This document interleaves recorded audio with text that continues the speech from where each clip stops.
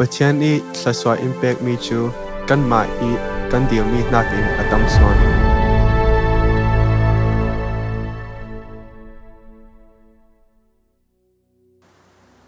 nitin mana thong nei kul hon khat February ni tong kai ni na tu somnak a long liam in alo peding chule jiang hma phangkim in crazy su sung isin kapatian in na tu mi pau alo peding Philippi bungli changhai kwa nanun nak a sambao mi na nei mo sumso hardam nak asilau le peitlai nak ti vek pola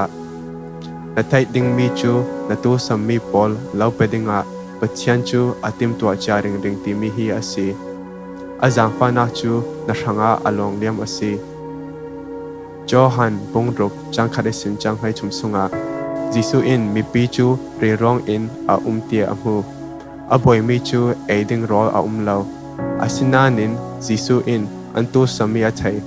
apa i oknak sung i len nak in chui antu sami chu apethai tuk tia a thai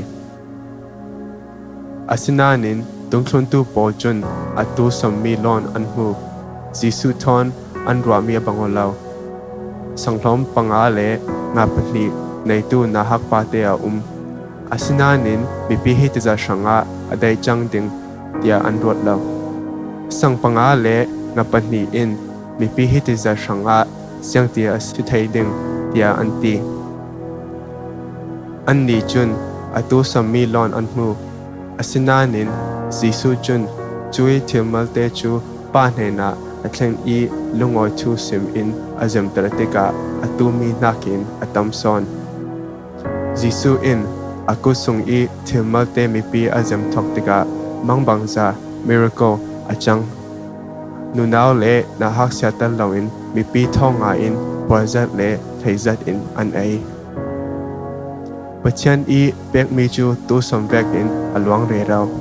khobzat i an aim dua khau hlai ni khat alhai shi chumi chu Pathian i bom nak maksa zia alang nak asi Pathian uknak sunga adai chang laumi a lau Kri Jisu sung i alen nak thon kan tu mi hma chu impedinga thu in thiam kan asi tu do mi rotha Pathian in azang fanak atum zia le kan shanga jiang kim long liam in pethai zia na thai pyang ding adu chronga Jisu bangin pa Pathian in long liam in impeding asi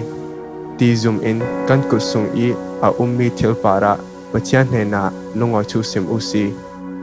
atam zat mi Pathian jang fanak in kan kusung i thilmal te chu akal tel ding ti zoom pek usi